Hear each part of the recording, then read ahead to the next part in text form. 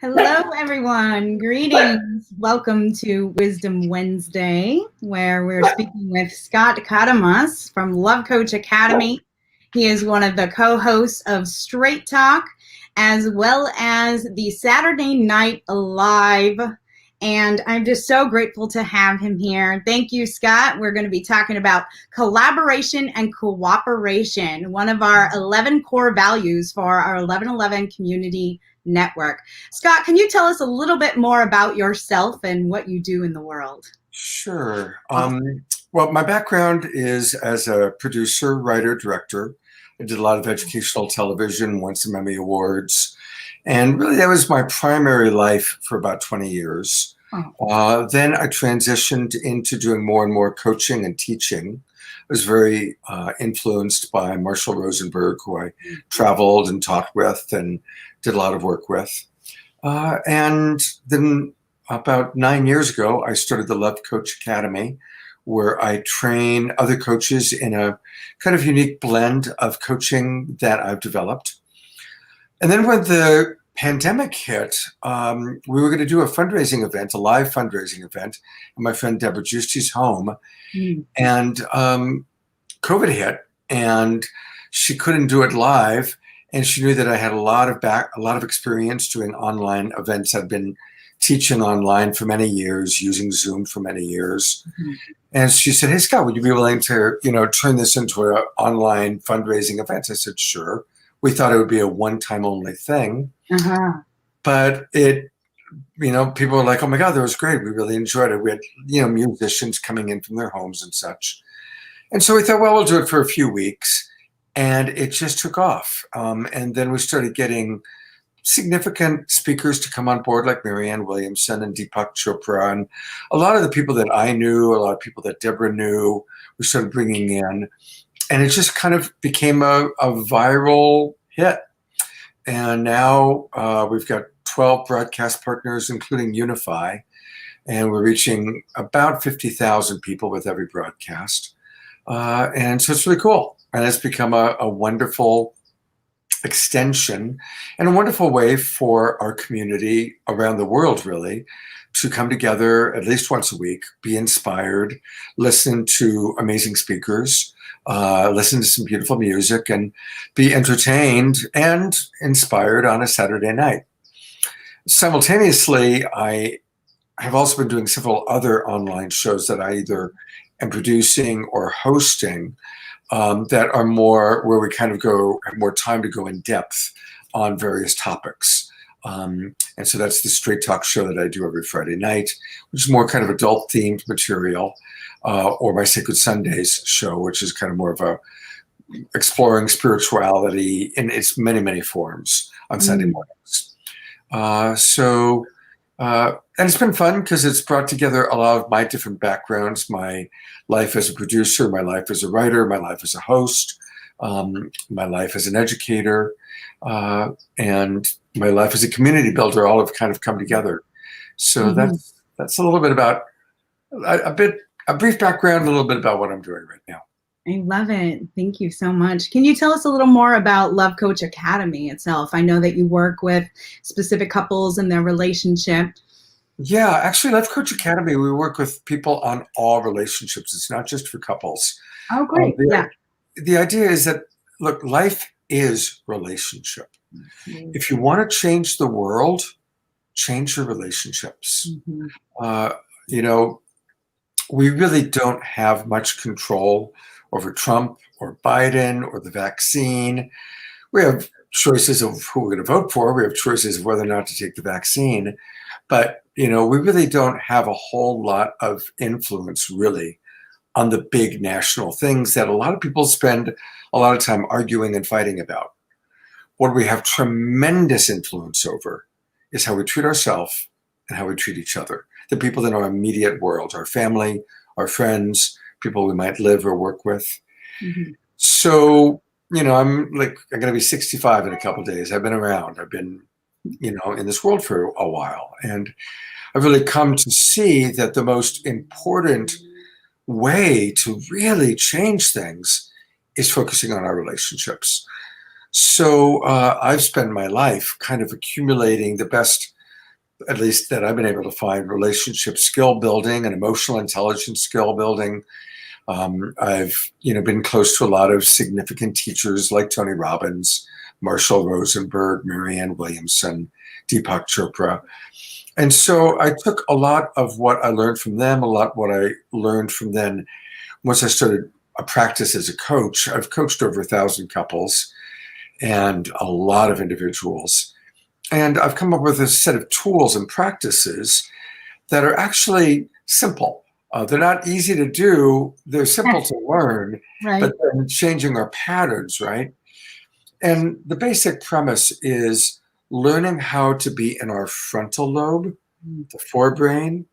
When our synapses are firing up here, that's where we're connected to the empathy center and the observer center of the brain.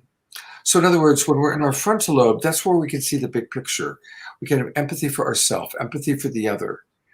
But when we get triggered and our reptile brain takes over, the survival center, that's when we only know how to fight or do flight or freeze, right? Fight, flight, or freeze. And actually there's a fourth one, which is to fawn.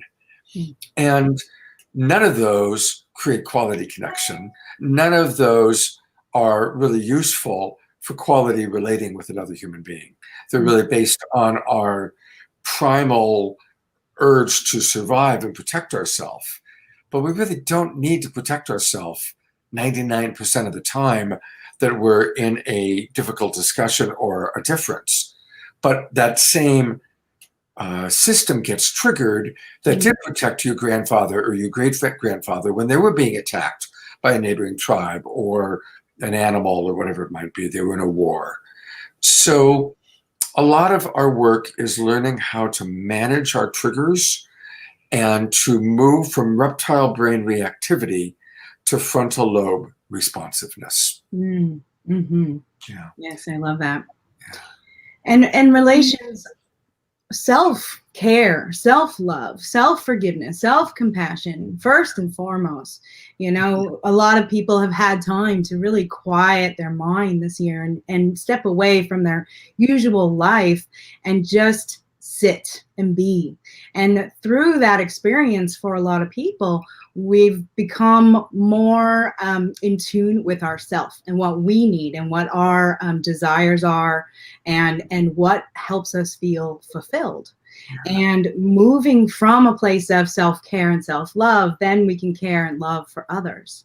And so, yes, that's such a huge piece. And relationship building and how we relate to others through compassion and acceptance and forgiveness and from a loving vibration. This is the essence and the building of cooperation and collaboration.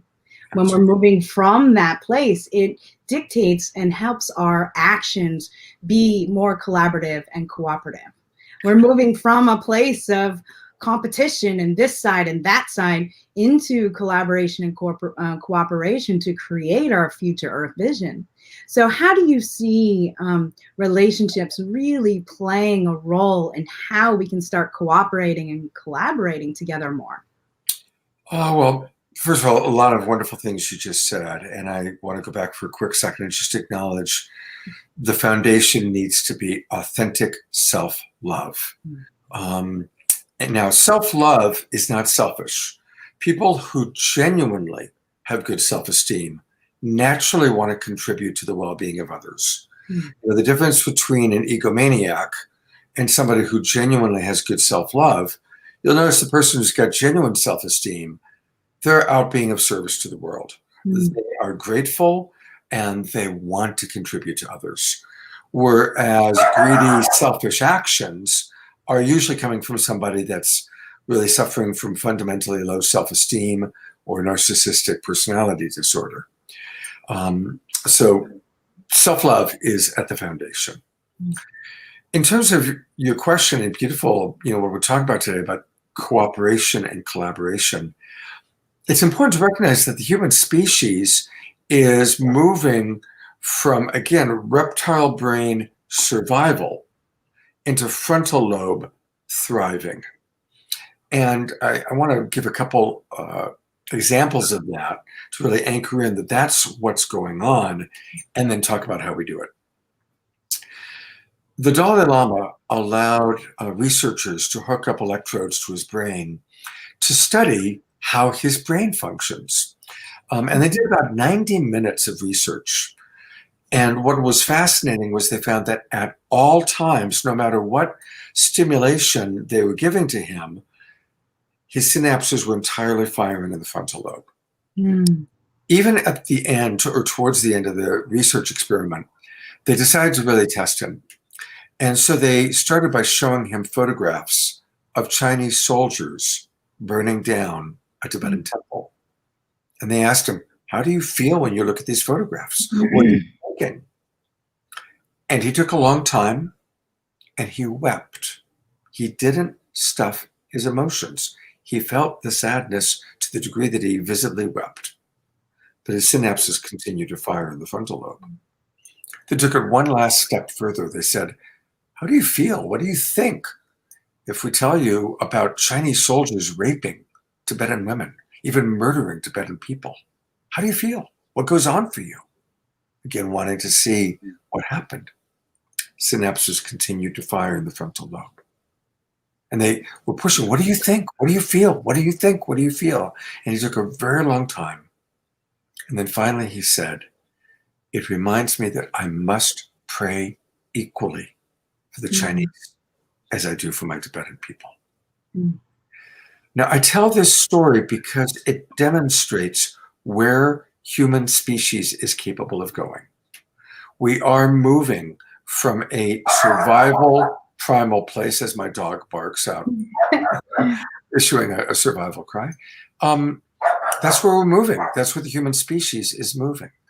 And so it's really important for us to learn how to manage our reptile brain, how to really live in the frontal lobe. Yeah. And that's so much of what we teach. And then that comes back again to collaboration and cooperation. Mm-hmm. The antithesis of that is when we're in survival. When we're in survival, we compare, we compete, we feel we're living in a world of scarcity.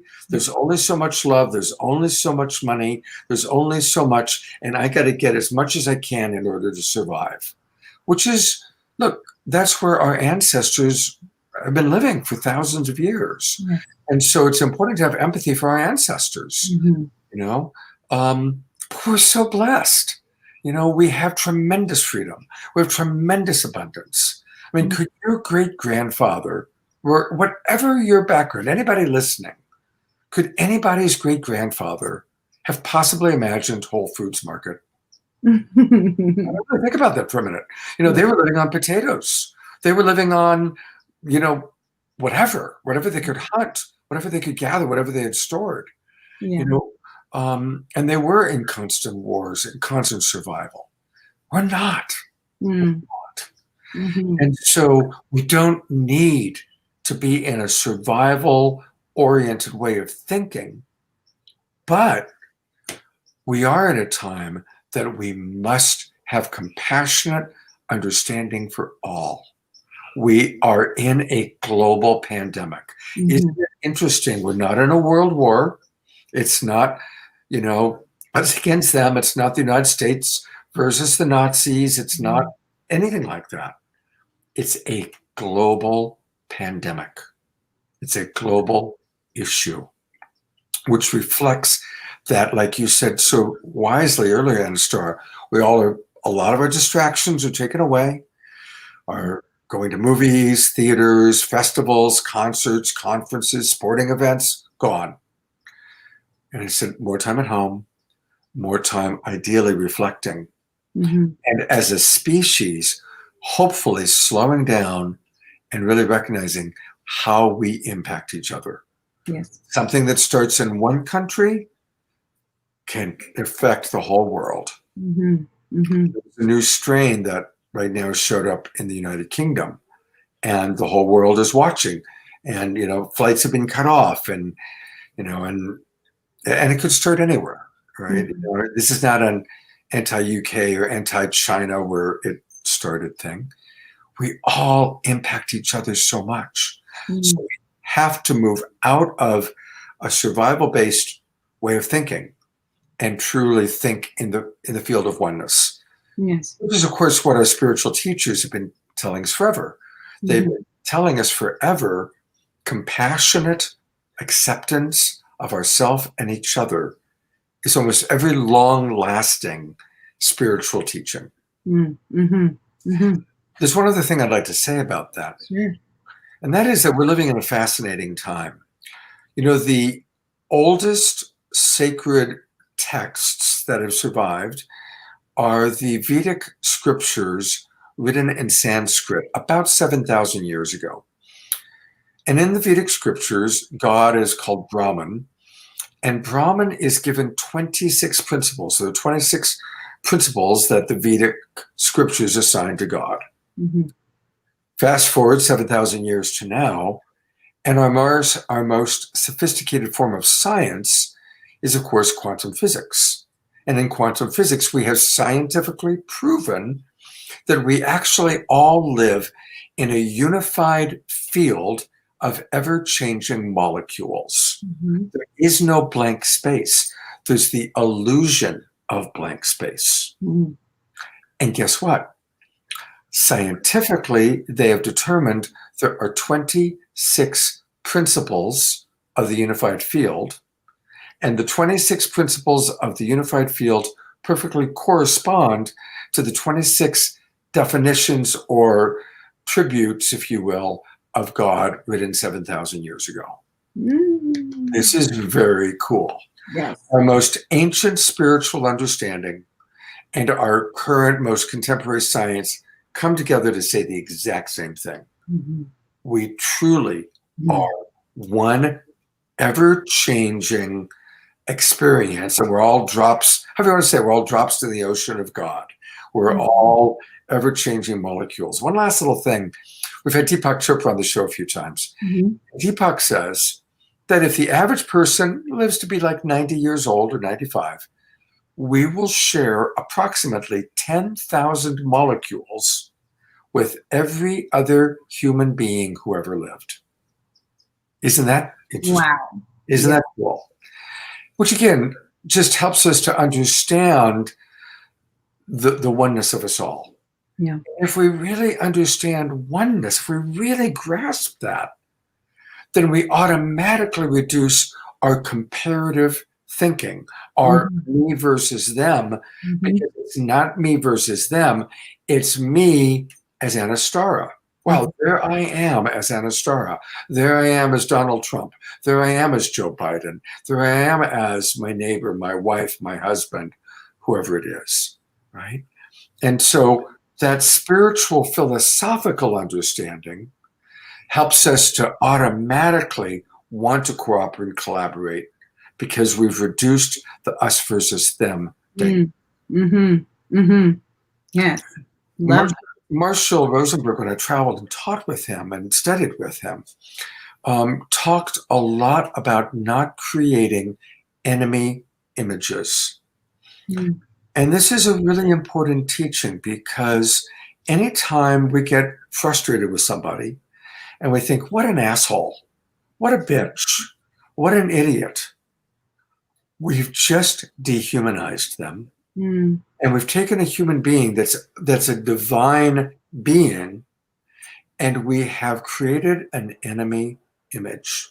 And it's very important. If we want to, again, change the world, if we want to create more peace and harmony in the world, a wonderful commitment is to notice every time you do that, every time I do that, every time we reduce a human being to being a label. He's a drunk. She's a jerk. He's whatever it is. Now, that doesn't mean we condone or bypass choices that people make that have hurtful impact. But there's a difference between the way he spoke to me didn't meet my need for respect versus he's an asshole. Yeah. Right? And so just reducing that enemy image way of thinking, again, will then lead to more of a cooperative, collaborative desire. Oh, It's not that this person's an enemy that I need to make wrong. It's not that this person, I'm going to label them and put them in a box that makes them separate from me. But in order to collaborate or cooperate, I need to see them as a divine human being, so that when the differences come up, and they're inevitable, there's going to be differences with anybody you connect with long enough. When the differences arise, to still see the divinity and to be able to collaborate and communicate in order to work through mutual understanding. Mm-hmm. Mutual understanding is the only way we can successfully collaborate with another human being, or countries can collaborate. There has to be mutual understanding. Yeah. Yes, indeed. One of my favorite sayings is, comparison is the thief of joy. Right? And it's so true. When you're comparing yourself or your life or your belongings or your bank account with others, then you aren't experiencing the joy and the gratitude for what you do have. You always want and need more. And so when you spoke earlier about the fight or flight, that's happening a lot. We're trapped in our homes. We have to wear a mask. Like, so many people are behind their computer screens and they're just looking for something to fight for. And it's coming from that part of the brain, as you said before. So to move into the frontal lobe, to open the pineal gland, to decalcify it and open to the energy of we are all connected through the divine matrix.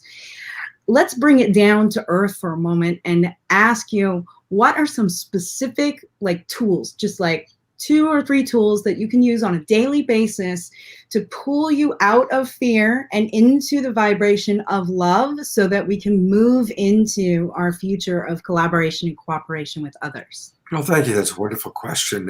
And yeah, ultimately it does have to then come down to practical tools. Yes. So just to riff on what I already said, one, notice when you're assigning an enemy image to another person or to yourself. You're going, God, I'm such an idiot. No, you're not an idiot. You made a mistake. Yeah. Right? So that's one that is a really important tool. It all comes down to self-reflection. In order to change, we need to self-reflect. And then we need to be willing to look at what are our patterned reactions, which come from here, versus our conscious responses, which come from here. Right? And in order to do that, we have to slow down and notice, when am I unconsciously reacting versus consciously responding? And that can only happen by slowing down. So slow down. Notice when you are beginning to get speed up, when you're beginning to get triggered, when you're beginning to feel the very first sensations of agitation or fear, notice it. And so again, self-reflect. What are your early warning signals? Signals. What are your early warning signals? For some people, they start to talk faster. For some people, they contract. For some people, their heart starts to pound. For some people, they get that sick feeling in the stomach, right? So funny, as I say that, my dogs now are wanting to play. So what are your early warning symptoms? Yeah. And the moment you notice that, slow down. What am I feeling? What am I needing? What am I telling myself right now? Right. The vast majority of arguments and fighting comes when we react to an interpretation of another. Someone says or does something we don't like. We interpret it to mean they're criticizing us, blaming us, shaming us, judging us, or that one of our needs isn't being met, or some of our values aren't going to be met. All that happens up here. Yes. It's all, and usually it's a triggered reaction based on our patterning. So if we really want to change, we've got to slow down, self-reflect, and really write down, put on a piece of paper, what are my triggers? What are the words that trigger me? What are the thoughts that trigger me? What are the people that trigger me? Why do they trigger me? And we always get triggered because we're threatened that something's going to be taken away from us, or we're going to be blamed, shamed, judged, or criticized. Yeah. And we have to learn what those things are and really recognize it so that we can be conscious about it. So that if we walk into a situation where we're likely to experience those things that trigger us, we're prepared. Mm-hmm. And so really, the big answer to practical tools is slow down, self-reflect. As Shakespeare said, know thyself, to thine own self be true.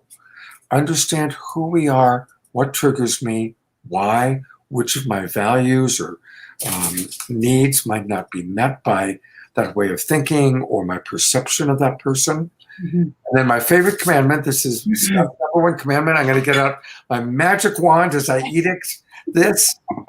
Thou shalt not react to an interpretation of another person. Thou shalt not react to an interpretation of another person. Respond. Wow. Notice that pisses me off. That frightens me. That triggers me. What's that telling me about myself? And then be curious. Why is that person saying that? Why is that person doing that?